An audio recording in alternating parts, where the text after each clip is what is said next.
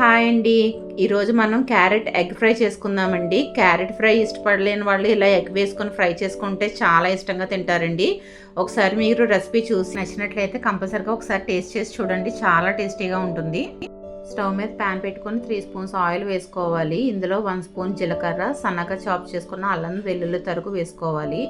ఇప్పుడు ఇందులోని ఒక పెద్ద ఆనియన్ స్లైసెస్ వేసుకోవాలి. 4-5 పచ్చిమిర్చి చీలికలు, కరివేపాకు కూడా వేసుకొని రుచికి సరిపడా సాల్ట్ యాడ్ చేసుకుందాం. ఉల్లిపాయలు బ్రౌన్ కలర్ వచ్చేంత వరకు వేయించుకోవాలి. ఇప్పుడు ఇందులోని 1/2 స్పూన్ పసుపు, అలాగే 1 స్పూన్ చిల్లీ పౌడర్ కూడా యాడ్ చేసుకొని బాగా మిక్స్ చేసుకుందాం. ఇప్పుడు ఇందులోని ఒక 5 గుడ్లను పగలగొట్టుకొని వేసుకుందామండి. ఇప్పుడు మూత పెట్టుకొని 1 నిమిషం పాటు ఉడికించుకుందాము. ఇప్పుడు మూత తీసి స్లోగా ఒకసారి మిక్స్ చేసుకుందామండి. ఇలా బాగా కలుపుకున్న తర్వాత ఇందులోని 1/2 కేజీ క్యారెట్ని ఇలా గ్రేట్ చేసుకొని ఈ ఎగ్లోకి యాడ్ చేసుకోవాలి.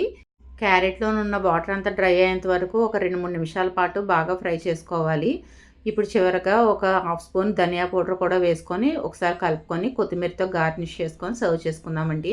ఈ ఎగ్ ఫ్రై మనకి చపాతీల్లో కూడా చాలా టేస్టీగా ఉంటుందండి. ఒకసారి మీరు కూడా ట్రై చేయండి. మీకు కనుక ఈ వీడియో నచ్చినట్లయితే ప్లీజ్ లైక్